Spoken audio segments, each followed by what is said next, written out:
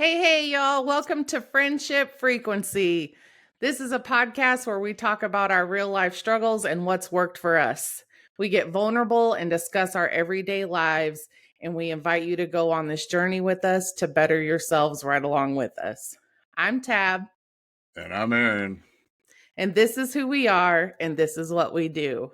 Y'all, tonight we have a very, very well respected and good friend of ours on board with us tonight. We will be talking about self-sabotage and all the cringy and ugly and good things that go with that. He is someone that is well respected in our community, and Aaron and I have just been following him and getting all the good nuggets we can from him for a couple years now. This is your unlikely mentor, Mr. Chris Webb. Thank you, Chris, for being with us tonight. How are you, sir? Thank you. Great. I'm doing great. I'm happy to be here for sure. And Awesome. I'm glad my introduction included the words cringy and ugly. Right. Hey, let's set the stage right off the bat. Let's do it. So yeah, self-sabotage is what we're going to be discussing tonight. As you know, Aaron put out a TikTok. I'm pretty sure it's been seen a few times by a few people. But the question that he asked was, why is it that when we are doing well in our lives, as far as mindset or career, whatever facet of life that may be, why is it we have a tendency to self-sabotage? And what does self-sabotage mean to you? You want to ask me that question, what it means to me? Yeah, let's get it. Let's get into it. You know what? It can mean a lot of different things. And like what comes to me right now, because I've learned so much over time, it means cowardice. And I don't mean that in a bad way. I just mean it in a state of fear. Because I believe that when a lot of people, when heading towards a goal, claim to have a fear of failure. And what I found over the years is that I don't believe there's a fear of failure, because who is not used to failing? I mean, we fail all the time. Fail all the time. We're comfortable failing. Yeah. So that's really not so much of a fear. But the fear of success, and we might have heard that before, and it's like, oh yeah, fear of success, maybe I might get it or whatever. But if I peel back the onion a little bit and ask, like, well, what does that mean? Like fear of success. And to me, that means is that, okay, so if I look at fear of failure, I know what I'm going to be. I know who I am. I know I haven't done this thing I'm trying to do, so I'm kind of comfortable failing. But fear of success would mean that I would become a different person, or I would need to become a different person in order to achieve this. And I've never met that person. I don't know who that person is. And so to me, that's scary. And that's why I said the word cowardice comes up, which I know is harsh, but it's, in a sense of looking in the mirror, it's like, okay, so you're afraid of that person that you're becoming, but ultimately you need to become that person in order to achieve the things that we want to achieve. Yeah, I agree. It's that comfortability, that being comfortable, staying comfortable in that box that we're so used to, and stepping outside of that and getting uncomfortable is, I think, what kind of creates that fear. And it can be like paralyzing for some people, or cause you to self-sabotage for sure. Whatever self-sabotage behavior that is that comes along, if you have to push yourself outside of that box, oh God, like even thinking about it, I'm not gonna lie, it gives me a little bit of short of breath. Like, yeah, for sure. We should talk about that though. So what gives you that shortness of breath? What gives you the anxiety of doing that? Like stepping outside of your comfort zone. What is it about stepping outside of your comfort zone that gives the panic mode? For me personally, I think the first thought is, oh my God, what if you do it? Or, oh my God, if you do it, what does that look like? Just, it's the fear of the unknown, I think. And then probably, if I'm 100% honest, what is everybody going to think? You hit it. Yeah. For sure. Listen, let's talk. If we're going to do it, let's do it. I'll shed a tear in a second. We know that. Like, It is. It's that fear of what is everybody going to think? And for me, in my personality, who am I going to have to not necessarily step on? That's aggressive, but maybe push out of the way. Maybe even that's a little aggressive. Who am I going to have to surpass to get there? And what's going to happen in that relationship? Yeah, and you know, it's interesting. The language that we use with ourselves is like surpass could actually be replaced with evolve. Mm. I mean, aren't we supposed to evolve? Or are we Yeah.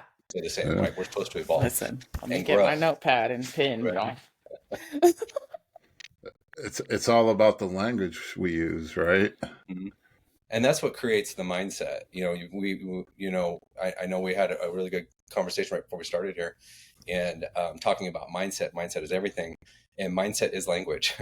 It is the language that we tell ourselves outside our outer voice, our inner voice, and that creates our mindset every day, all the time, every minute, every second. So, it's all the language that we use, and when we catch it and having the awareness of that is when we can replace words, and then we can switch. Awareness. Right on. Just like the saying of, instead of using I can, right. Simple as that. Or instead of I got to, I get to. Right. They're simple things. And some people say, yeah, that's simple, but that simplicity stacked on top of each other creates a whole different trajectory for our mindset. You know, whether I feel like if I got to do something, I'm like slunched over. I'm like, it's like a negative. If I get to do something, I'm like happy. Right. Mm-hmm. And what's really interesting is that even just the physiology of just doing that and that changes your mental state. You know, so if my language can create my physiology, then my physiology is going to change my mentality, right? So it starts with the words and the language, but going back even further, and then it starts with the awareness. So, and I think that awareness is just developed over time. It's a muscle, you know, over the years of like catching yourself and, you know, and swapping out and being okay with saying, no, I meant to say this, and being okay with that. And I know that's a little bit I think it's about, but well, no, I think it's important to mention too that this is not something, you guys, that happens overnight. Obviously, Chris has been doing this for a hot minute in this type of environment and for way longer than Aaron and I have. Aaron and I are just now dipping our little baby toes in it. So we're learning from the people that came before us, i.e. Chris. And, you know, it's something we have to practice. We've heard everything that Chris is saying, Aaron and I have heard before. But it's that constant practice, it's the constant reminder and the constant awareness that makes it, you know, solidifies it for you over time. So just keep trying. This is me talking to self, keep trying, just keep replacing and keep switching. Yeah. So, you know, one thing that you just said right here is really important, is that, you know, none of this is new for anyone. Like everything we talked about is just going to be a reminder of some sort of something we've heard in the past. And then you said to bring that reminder, to be reminded again, that creates, I would say, the importance or the significance of the importance of the people you surround yourself by. You're surrounded by people who are constantly reminding you of the things that we need to grow. Then that muscle gets stronger and stronger. But if we're surrounded by people it's like, oh, I've totally forgot about that, because you're not being reminded about it. You're not around it. And that reminder could come from books, podcasts, could come from, you know, different things that, you know, that we're allowing into our brains. But having those people around you that, will recommend the books and the podcasts and the good conversations, having that in the forefront of our minds all the time. That's why, like Danny and I, when we talk, we usually have a really good conversation almost every day about something in our lives that's related to growth. And so we're constantly reminding each other of these things. And it's kind of like, it just keeps us up, if that makes sense, right? It just keeps us up, and we don't really fall off as much. I love that.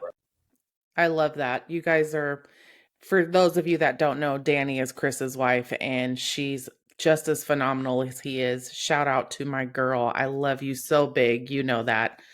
Um, I love that. And I think, the company you keep is, I think it can go either way. Like, you have to be aware either way.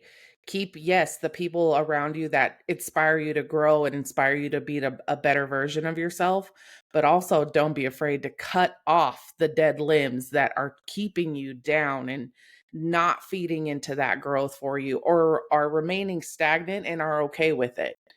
I think that's just as important as having those people with the growth mindset around you as well. And it's like you two working together. You know what I mean? You push each other.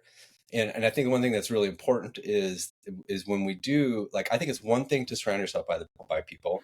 And I think it's another thing to give the other person or people permission to call you out on your bullshit.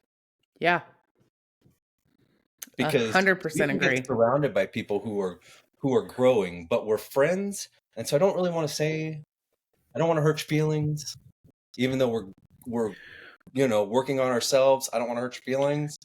Well, there's a difference between friends and allies, right? So an ally is going to like keep you accountable. And like I have some certain people in my life that will call me out 100% if I'm from what I say to what I do. If I'm not doing what I say, then basically I won't get a seat at their table. So what happens is, like, I look at that as like punching above your weight class, right? Being surrounded by people who are doing the things in life that you want to be doing. And maybe you feel like sometimes, man, I don't even know how I fit in with this group of people. Perfect. That's the right group of people to be around, right? To try to be around as much as possible. And you typically have to bring something to the table to get let into a seat like that. I mean, you do have to bring something to the table. So you're either bringing yourself, and if you're not grown like to a point that you're bringing like value like that, then sometimes you have to pay for it. Meaning that, like, hiring a coach, right? Or paying to go to an event or to be in a room. Like, these people paid, $600 a piece to be in this room all together. You know what I mean? And then you meet those people and you create relationships and you learn a lot and you grow. And the next time you come around, or maybe you see them on social media or something like that, like you're leveling up. And like, the more that you do that, the more that you can become those people at the table, if that makes sense. But those people at the table and we're all people at the table, and I hope this makes sense. It's weird. But yes. No. No, I'm following. I got you. There's certain people that you guys would not allow to come sit at your table. Most definitely. Right. Absolutely. So same thing. So when we're looking at somebody at another table in our growth, with the same thing, right? And so what would that person have to bring? Right. And so we have to think, what do we have to bring?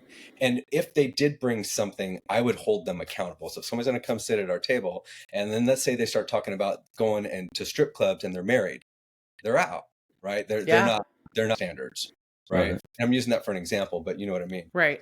So whatever it is, or let's say, we're doing this and we're all on a fitness trajectory or something like that. And they're like, we're going to the gym, and then they're going to go to Cheesecake Factory. It's like, okay, then we're obviously not. You're not going to be part of this group. I know it kind of sounds weird and cliquey, but it doesn't matter. That's the way life is. I mean, if you want to get around people and grow, that's what it takes. I mean, you definitely have to surround yourself, stay around the fire. I mean, for growth, like, when you're in that dark place, for me, I tend to like surround myself with negative people that like feed that warm, comfy, squishy place that I'm in, if that makes sense. So, but when I'm not in that place, I strive to be around that fire to get fed what I need. And it makes total sense. That's like, like me and Tabitha are so great. I'm not afraid to call her out on her shit. I'm not afraid to call anybody out on their shit. And she's not afraid to call me out. But I get called an asshole sometimes because I'm truthful and honest with people and call them out, and they take it as an insult or a dig. And I guess it could be like how I deliver it, but also at the same time, I don't feel that I'm a true friend if I'm not calling people out on their shit, because I expect people to do it to me. Hold me accountable. I think with that though, Aaron, like, it depends on the person and whether that person is really ready to receive what you're going to say to them. if they have a tendency to feel attacked, there's probably some truth to what you're saying to them.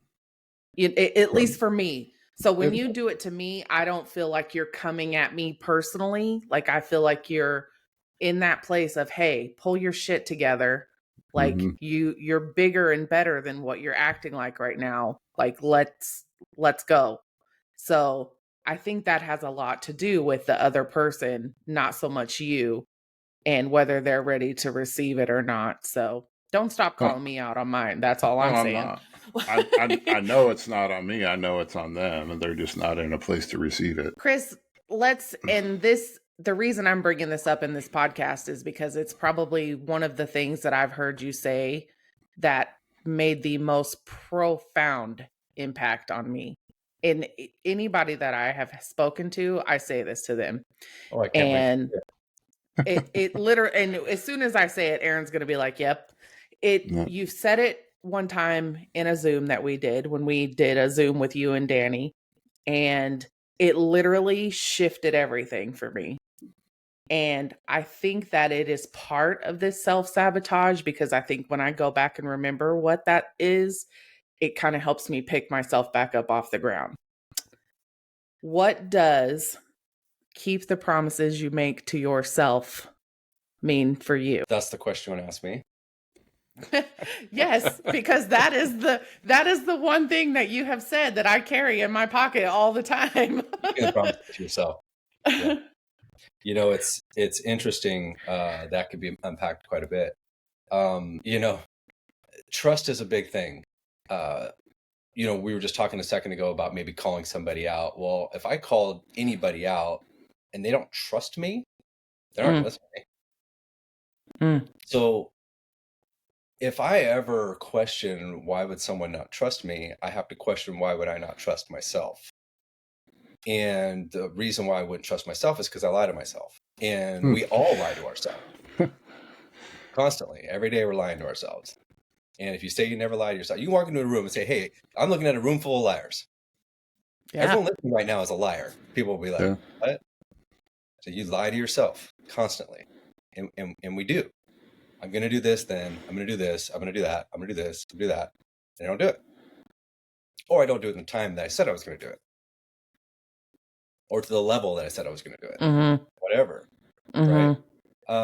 But here's the thing is that when we do keep promises to ourselves, that's what builds not just trust, but that's what builds our own self-confidence, our own self-esteem, our own everything. And that's why here's a great example. I coach a guy, and he told me when we first started talking, he was like, we were talking about fitness. This part of what we were talking about was fitness. And he said, yeah, so I made this deal with myself, or I told myself I'm going to do, 100 push-ups a day. I'm like waiting for him to finish. And he's like, and I said, well, for how many days? He's like, I just 100 push-ups a day. I said, well, you've already failed and you've already lost. You've already set yourself up for disaster because you will lie to yourself. Because, and here's the sad part about that. And you can replace that 100 push-ups a day with anything you want, anything you've ever said, I'm going to start doing this. And like every day, whatever it is. Right. And here's the thing is that you can do it for 3 days and stop and be like, yeah, I failed.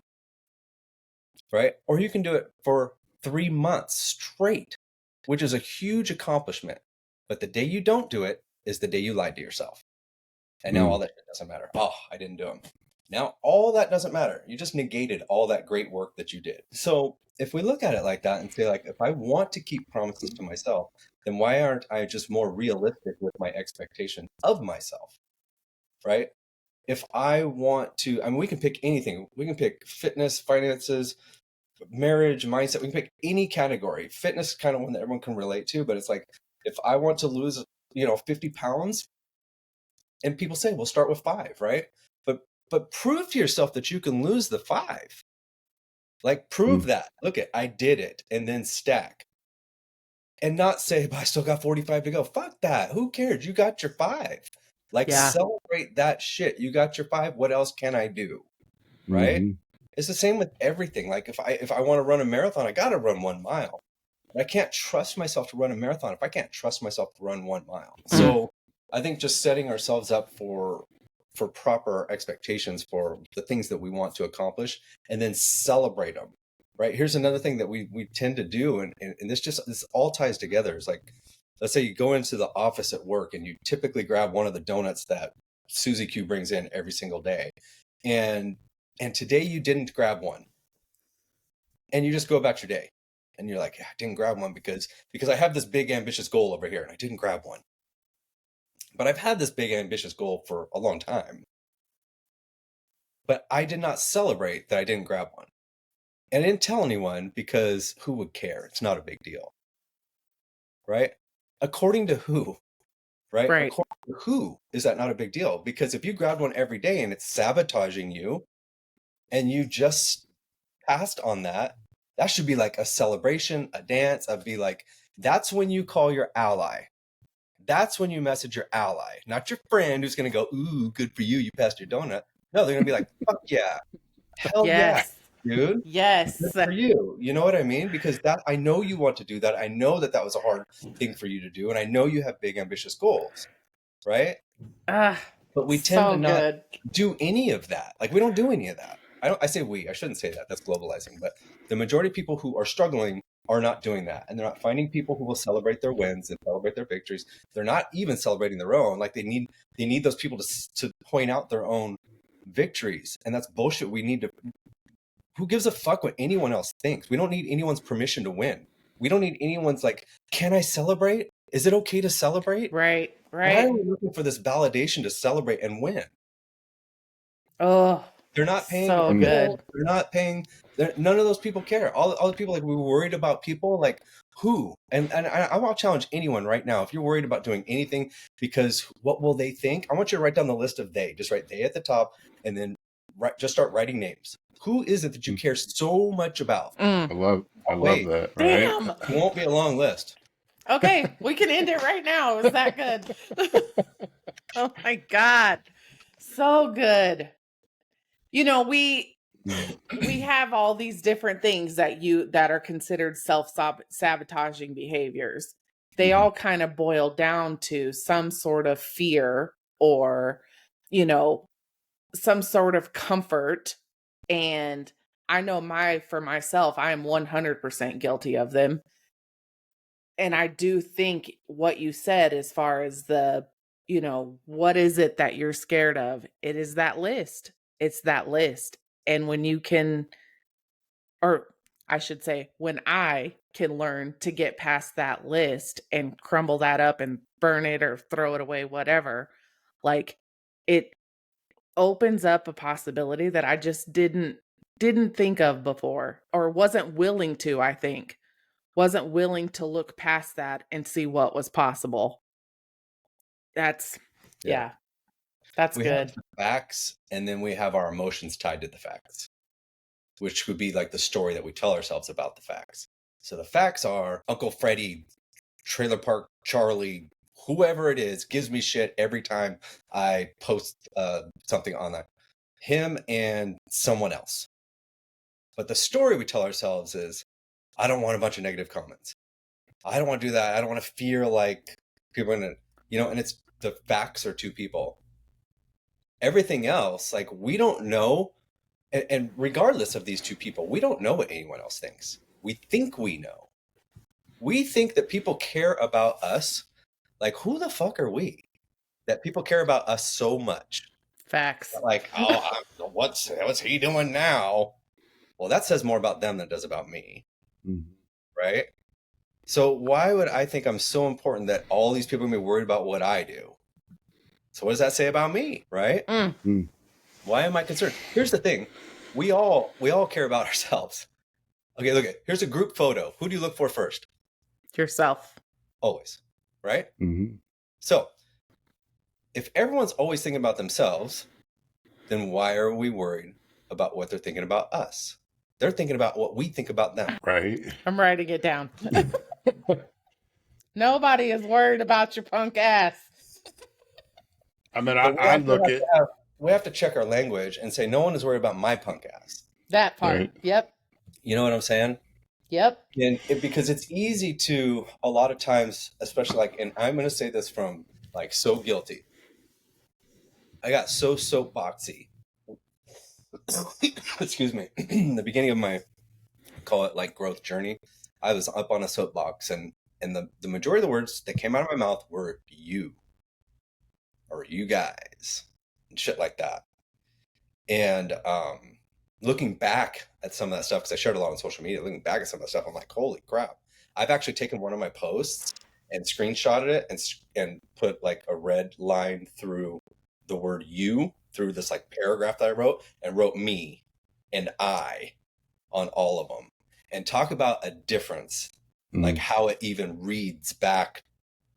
Yeah. That's powerful though. That's powerful for even Aaron and I doing this. Like that's, you know, that brings awareness to us and calls us out and lets us know we need to check that for ourselves. You know what I mean? That's huge. Yeah.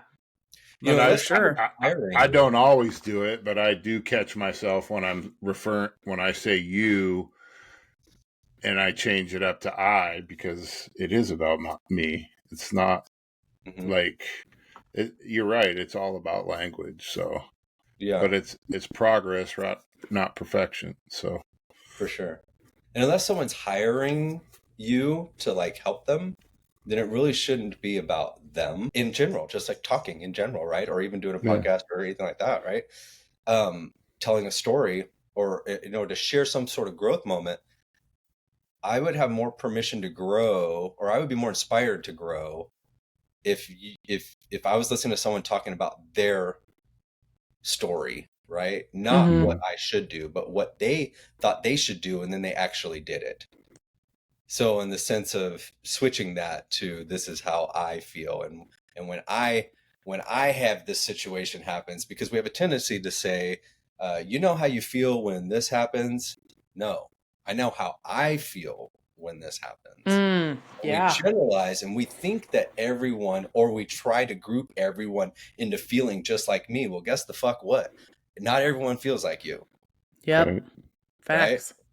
So when we just say and this is how I went through this, how I handled it or am handling it, then the person who is listening actually feels more open to receive it as well, as you know, as opposed to saying you. I'm not like trying to, you know, say, hey, no, that's good. Are you kidding? Yeah. That's powerful. Some of the yeah. things that have helped me, you know, just having conversations with other people. That's super powerful. Yeah. I love that. I have it written down. Don't worry, Aaron. I think Aaron's recording this too. He is. I'm the note taker. Aaron is the push record, and I am the note taker. I keep us organized. You guys all have your last name on your screen. I'm all just Chris. No, it's all good. I can change it. He'll fix it. So, what are some tools that you use to help you in those moments where you feel like self-sabotage may be coming on, or in the moments that you don't feel as strong as you want to? You know, what are some of the tools that you use to help you keep, you know, in that correct mindset, I guess I should say, or a better mindset? I have a lot of conversations with myself.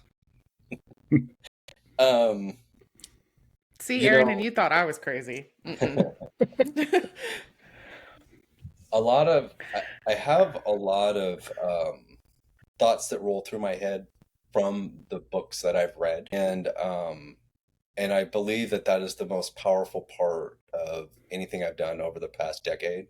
Is started reading the right books for me, and so it's like when you see something, you can't unsee it. So when I come across something where I'm either moving towards my goals or away from my goals, every decision, right? And so when I'm at that moment of like trying to placate my decision, excuse me, to not move towards my goals and look for, you know, the woe is me or all of it, like trying to get buy-in from other people on why I shouldn't do something, whatever. Like I can do it, but I'm aware of what I'm doing. And because I'm aware of, and here's the thing, it's even deeper than that. It's not just that I know what I'm doing, but like, I'm like watching myself knowing what I'm doing. Like really, dude, this is you. So here's one of the tools that help. And this is a super powerful tool for me. I'm the kind of guy who, and then I'll fill in the blank. So whatever I'm up against, right? So here's an example. My brother and I were texting, and he's gone through some really bad things lately. And we were texting, and his texts all of a sudden were just real short. And anyways, a couple of days it went by because we weren't texting like back. It was just like a day here, a day here, a day here. But then anyways, so I thought about it. I'm like, oh man, that last time that he said something, it was real weird. I should make sure he's okay. And I wanted to text him. And I'm like, and I thought about it. Do I call him or do I text him? And part of me didn't want to call for whatever reason. Cowardice? I don't know. Didn't want to get on the phone? I don't know. There's part of me didn't want to call. It was like easier to text, right? Just, lame, but true. And I had that moment and I used that. And I said, I'm the kind of guy who. And I scratched that. And I said, I'm the kind of brother who. Oh, Text my brother when he's not doing well, make sure, or call. dude. Right? Wow. And it was an instant. I picked up. I couldn't. Well, yeah, you can't not pick up the phone. Yeah, absolutely. Tool. So when you're like, told yourself you're going to go to the gym and you're like making all these reasons why you can't, and then you're like, okay, well, I'm the kind of guy who, or I'm the kind of person who, or I'm the kind of girl who makes excuses to not go to the gym, or I'm the kind of person who just goes to the fucking gym even if it's for 10 minutes. Because I would be better with that person who goes for 10 minutes than the person that makes excuses that doesn't go at all. So there's a tool. That's good. Calling me out. Right. I was gonna see who was gonna say it first. And there we can come up with all the. I can come up with all the excuses in the world not to do so. But then we have to ask ourselves, not only that, is what do I like about it? So when you say, I can come up with all the excuses in the world, or whatever it is, or I find myself getting buy-in or looking for that comfort group of people, what do I like about that?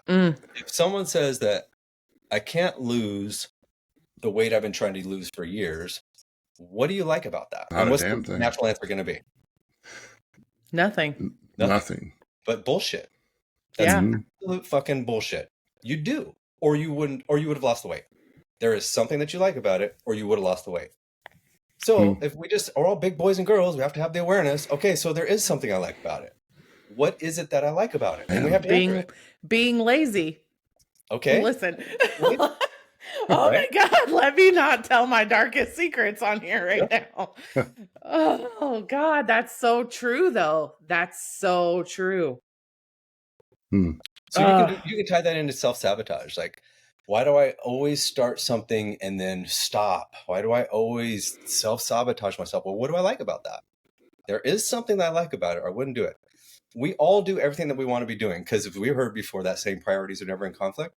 But so we're always doing whatever it is that we want to be doing, or we wouldn't be doing it. We're here because we want to be doing it. And we typically do things because we think we're right. I'm right in doing this. This is the right decision. That's why I'm doing it. Typically. And then when we have the awareness and we go, okay, and I know that I shouldn't be doing this, then can we step back and watch ourselves to actually say that out loud? Oh, You're doing this. Like, come on, seriously? This is so good. It is.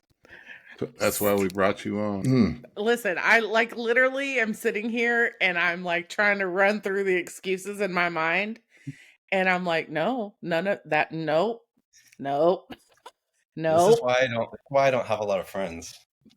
But it's so needed though. Like it is such a, for me, I don't think there's a bigger love of people than that, if that makes sense. I completely agree. There's a difference in having, acquaintances and friends, oh, hey, how you doing? Blah, blah, blah. But then when you truly, genuinely care about people and you truly, genuinely have a love for the people that you surround yourself with, to me, that's real. That's the kind of people I have in my life. That's Aaron. That's me. That's Danny. That's you. Those are the people that I want to have myself surrounded with, because listen, that's as real as it gets. Like, and if you can't have that conversation with someone, then what are we doing? Yeah, I wish you the best, you, your family, everybody. But No, that's not what this is about for us. So that's awesome. Well, didn't know we'd get called out on a podcast, Aaron. No, I'm just kidding, Chris. I'm just kidding. I mean, I knew I would. I mean, like our pre-conversation is like, so how's this going to go down? We're going to ask Chris questions and kind of interview him, and we'll throw in our 2 cents. And you're like, no, he's probably going to ask us questions back. Oh, I knew it. I knew it was going to come with the fire. I knew it. I knew you were coming with the fire. And in my mind, we were in the hotel doing our workout, and you were just, yeah, keep going. I don't care about you crying. I don't care. No, it's refreshing to have that real, authentic leadership and, you know, advice given, because I think that's missing a lot today from whatever source people are going to. So I appreciate it more than anything. Like that's as real as it gets. And it does forces me to take a look at myself and the stories that I'm telling myself, and how true are they? Mm-hmm. Or is it just another, excuse that I've made up in my mind? So no, I appreciate it for sure. Yeah. Wow. Well, I know that you guys do this podcast because you want to help people, right? So yes. Like doing podcasts, you want to help people. And I know that you guys have seen some dark places and you want to help people through some dark places. And that's going to be through your experience. Like Ed Milet said, right? We're most qualified to help the person that we used to be. Yeah. And so here's the part about that I think gets missed by some people who want to travel down that road, is that we actually have to become someone better than who we used to be. Mm-hmm. Right? Yeah. So we might say, yeah, I'm helping someone who I used to be, but are we still a little bit like that person we used to be? Yes, absolutely. Yeah. So what part of us has grown? And then that section or whatever part or area of life that has grown, and yeah, I'm helping that person that I used to be because I have grown, I have become a better person because of the things that I have done, and just sharing that, like that real raw, honest talk, because I know that anything that you guys have done to get out of a dark place came from having those real conversations that we were just talking about. That's the only way anyone gets out of anything, is being honest. It's just being fucking honest. Mm-hmm. And that's what a lot of people are afraid of because it's uncomfortable. But so when you're honest, so even like for like when I think about this podcast and you think you guys wanted to help people, and so just sharing your true honesty about what you have done and what you have not done. Right. You know, like I can't help somebody in something that I've never done. I just can't. So I focus, like, when I work with people in 4 main areas: fitness, finance, marriage, and mindset. And so those are the things that like I try to like bulk categorize my life in, to try to keep not a balance. There's no such thing as a balance, but make sure that I'm, working on, and I have shit set for my fitness, my finances, my marriage, and my mindset. And the mindset controls all of it. However, it does have a dedicated box, because that's going to be like reading in the morning or meditating in the morning, or even getting up early to have my morning time, like rituals and things like that, like daily rituals. Anybody wants to accomplish anything in life, you got to have a ritual. You have people who live life, a good life, and then a great life, an excellent life, an elite life. And to think for 1 second that people aren't living like an excellent or an elite life, that they don't have daily rituals, we're fooling ourselves to think that that's the case. So if we want to have that, we want to live that life of like, man, I really just want to crush it in any area, whatever it is, I need to have a ritual every day in that area. And I need to be honest about it, right? And an honest ritual that I can do, and do it for a period of time, hopefully a long period of time, so it could become like a lifestyle. And then you'll have the experience to talk about, wow, that changed. And this is how hard it was. This is what I went through. This is what I learned. You know what I mean? But it's a ritual. And it doesn't have to be daily rituals. I mean, you have rituals even like doing your work, like even with these podcasts, you know what I mean? Everything should have a ritual if we want it to play at a higher level. It's so good. It just, it's, we've heard the rituals, and we've heard the the physiological and neurological connection between them through Joseph McClendon III. All of us have been to one of his events and heard him speak and made the connections with all of that.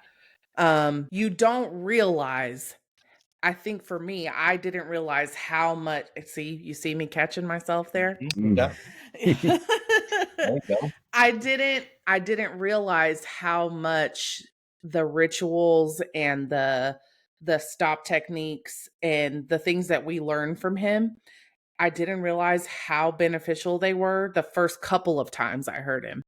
It was like I did it in the moment because we were all doing it, and that was part of the experience. Mm-hmm.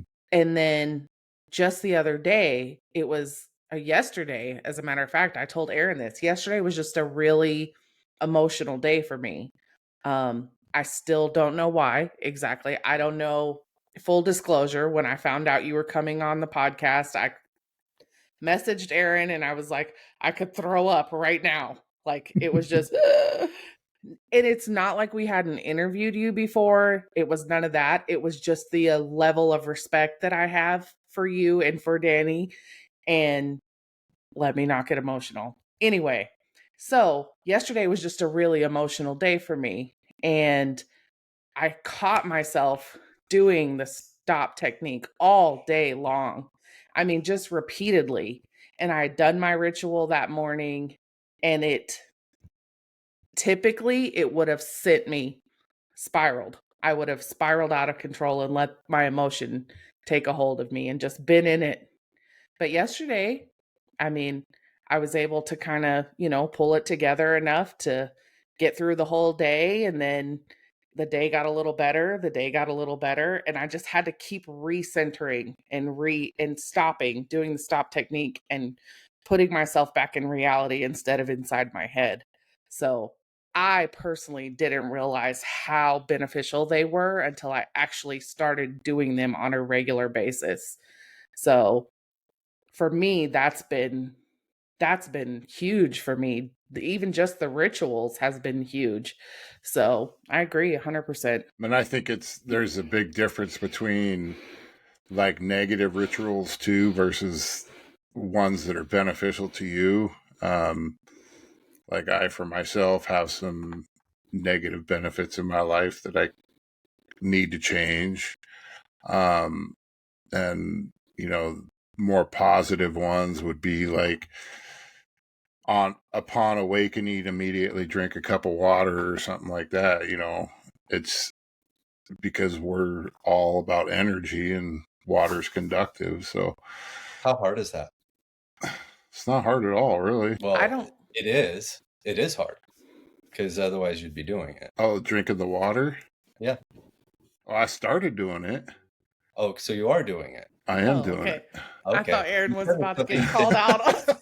You said that something you could start doing was to drink water. Well, I started doing it like when I think it was at Moore and Justin McClendon suggested doing something like that. I did it for a couple days and didn't follow through with it.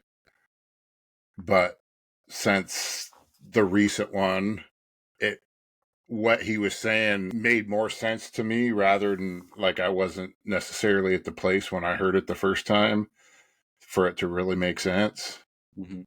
But this time hearing it just totally clicked with me. So I've been doing it every morning and it's great. Yeah, I remember Danny, she introduced me to having a big cup of water. She had one next to her bed every night. Now we're in a routine where like I fill up her water and my water before we go to bed, once by her nightstand, once by my coffee maker. And when I get up in the morning, the first thing I do, I walk over and it's room temperature already because I filled it up the night before and I can just pound it. And it's like 27 ounces big. But it like lights up my body right away. And I've been doing it for years now. But in the beginning, it was like, it was such a challenge. Mm-hmm. Like, why really is it that? Really is it? It's a challenge here. The story I'm telling yeah. challenge. Yeah. The facts were not a challenge, right? Just like being, like that you're talking about, like things that were happening yesterday, but like what physical things were happening yesterday that were causing emotional reactions, right? And I don't know what they are, but a lot of times there's less physical things happening and more storytelling up in here. Yes. And that's exactly what it was. Mm-hmm. Yeah. It was exactly that. And it was also beating myself up because I hit the snooze button and didn't get up and do my morning stuff the way that I was supposed to. Mm-hmm. Do you have a phone or a clock? I have a clock that I have to get up out of the bed and walk across the room. And hit snooze and then walk back to bed? Yes. Listen, if I do it on this will fly. This will fly, and it's okay if I have to get a new one. And I beat myself up about it quite a bit yesterday. And listen, nobody can beat me up as good as I can. And it is definitely something that I need to work on 100% for sure. So. And we all have the things, and it's one of those things. It's like, so can I do this for 4 days in a row? I mean, I don't know, whatever it is, right? Can I do it for 4 days in a row? And then do it for 4 days in a row and celebrate the shit out of it, right? And then, okay, how did I feel? Like evaluate it. Was it good? Did it work for me? Yeah, okay. Maybe I take 2 days off and I'm going to do it for 6 days in a row, whatever. Or like sometimes getting up early here. Let me tell you a story. When I tried to get up early to read, my kids still lived at the house, and I tried to get up right before everyone else did. Well, right before, with hitting snooze, chasing the snooze button and shit like that, I get up and then someone else would get up and I'm distracted. I couldn't do my morning thing. I had to learn to get up earlier and earlier. And I was given the advice of just set the alarm clock 5 minutes earlier every couple days. Like, don't go from like, I usually get up at 8 o'clock and now I'm gonna get up at 6:30, right? Like, no, get up at 7:45. Start getting up at 7:45, and then slowly, a week later, something like that, 7:40. You'll never notice the difference. 7:30, never notice the difference. And when I tell you what time I get up in the morning, like most people shit themselves because I don't know what the fuck, but I get up at 3:30. I get up at 3:30. I knew it.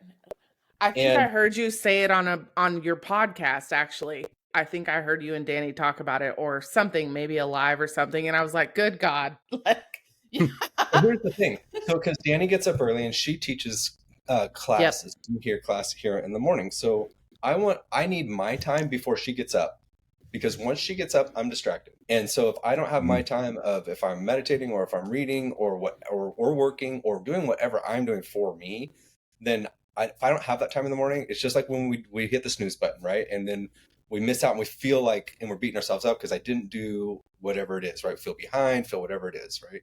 Feel off. And so in order to do that, I need my time in the morning. I think everyone should have their time, whatever it is. Some people, that's late at night for some people, but for me, it works. So whatever it is, I think it is important. But here's the thing is that like a lot of people will do really good Monday through Thursday, and then Friday, Saturday, Sunday. And this could be for anything, for the snooze button, for eating, for exercising, for anything, for reading. I'm good Monday through Thursday, but then Friday, Saturday, Sunday, I slack a little bit. If you do the percentage, it's like a 54% of something like that. It's an F, failing. We're trying to win at like an A or a B level. But if you grade yourself on the percentage, it's an F. Yeah. Right. So, I remember when I first started like getting up early, I was like, well, I'm not gonna get up early on the weekends, but then I struggle come Monday again. Yes. I let myself off on the weekends. Well, why do I need to be off on the weekend? Do I need to catch up on sleep? Am I not going to sleep early enough? And for everyone, it's different for everyone, right? It's different for everyone. Some people will have jobs and craziness and they don't get hardly any sleep, but go to bed earlier. If you can, go to bed earlier if you want to get up earlier, right? Whatever it is, you can adjust. Most people can adjust, and but getting you time in there is important, and then doing it so that it becomes like a natural thing, that it becomes like when I'm talking about a ritual, like my ritual every morning is like I have things that I do every like a step this, then step that, then step this, and you put your toothpaste on before you know what I mean? It's not just the basic stuff, but it's like that, you know what I mean? And if we can plug in different things in our life, including the fitness part, including the nutrition part, including the marriage part where we're actually communicating with our spouse or significant other, whoever it is, and our finance part, if we're plugging one of those things in every single day, you can't lose. It's just when we unplug them, and we unplug on the weekend, and it's an F. I don't know why I started talking about that. So good. So good. Oh my goodness. Y'all are gonna have to kick me off, or I'm gonna keep talking all night. Listen. No, it's all good. Yeah, we'll be right there with you. We can do another one of these. Yeah, absolutely. And of course, I'm going to have Danny on at some point. Yeah. It'll be... Well, I don't know why. I didn't think... I thought it was just Aaron and I for some reason. And then when you came on time, I'm like, oh shit, Danny's going to kick my ass. Oh, she definitely is. She definitely is. Yeah, just listen. I'm sorry in advance. I don't know what to tell you. It's all good. You know, you guys have been such... just always, anytime Aaron and I have come to you or to Danny, it's always been with open arms, and it's always been just really good. You just breathe life into people, Chris, and it just is real. It's not the hopped up, foo-foo version of anything. And from the bottom of my heart, I thank you, and it's been an honor, an absolute honor. We could do this all night. We have to find a cutoff spot. Do it all night for sure. Well, I appreciate you. I appreciate, I'm glad that our paths crossed, and because you guys have always just been real. And what's interesting is on your journey in doing what you guys are doing, you will find, and you probably have already found that it's a small percentage of people who have reached a spot that they're actually real and they're genuine and they say what they mean and mean what they say. And all of us, and we're not perfect, but that's what we're able to do, right? And and we find that there's less and less people like that, and that's why a lot of people are afraid to lose friends, or I lost my friends, or whatever it is. It's we have to. Friends is an interesting word, but finding people in life who are real enough to have a conversation with. I mean, we're all human. We all love. We all want better for our fellow man. We really do. And I truly believe that. And so when we find people who are taking those steps to improve themselves and to have their arms open saying, yes, I'm that kind of person who wants to be like that and grow like that, and then coming together, it's I don't know, when I hear you say that about Danny and I, it's just we're just like you guys, but we just maybe a couple steps ahead in some areas, and as far as mindset and stuff, but everybody is, and then there's, what I mean? It's this train, we're this train that people who are way up here, like Jim Rohn, and I think these great thought leaders, and then there's everybody, and then there's where I'm at, and then there's people who are coming up. And it never stops, and hopefully I never stop, and continue to grow and continue to learn from, the leaders, and then share what we learn to people who follow us. I think one of the biggest, one lesson that really stuck out with me in regards to doing anything public when it comes to growth is that it's important to be a follower to those in front of you, a fellow traveler to those around you, and a leader to those behind you. But the most important thing is to know when it's appropriate to do what. Yeah. That's the most important thing. That's so good. So when we are out and about, we are in growth situations, I have a tendency to want to talk a lot, and I have to close my mouth and listen, because I might be missing out on a bunch of growth because I think that I'm right here and I'm not, so anyways, that's so good. Maybe we'll wrap with that. So Chris, want to give you the opportunity. Where could people find you? What are some of your socials if they want to hear more about you? Oh yeah, there's the book too. Yeah, I wrote that book. I wrote that thing quick. I wrote it and published it this year. And that's Fearless Branding, I guess, if you're just listening. And so people can, to answer your question, Aaron, just Facebook, Chris Webb. I think it's Chris Webb 148. I don't know. I made it when I was like 12. No, I was 12. I feel like it, right? I feel like it was when Facebook first started or whatever, but it's Chris Webb, and you probably find me just like that. Instagram, Chris Webb. You can just find me just by my name. But that book really came from a lot of the stuff that we're talking about right now. It really came from, I mean, that book is geared towards network marketers.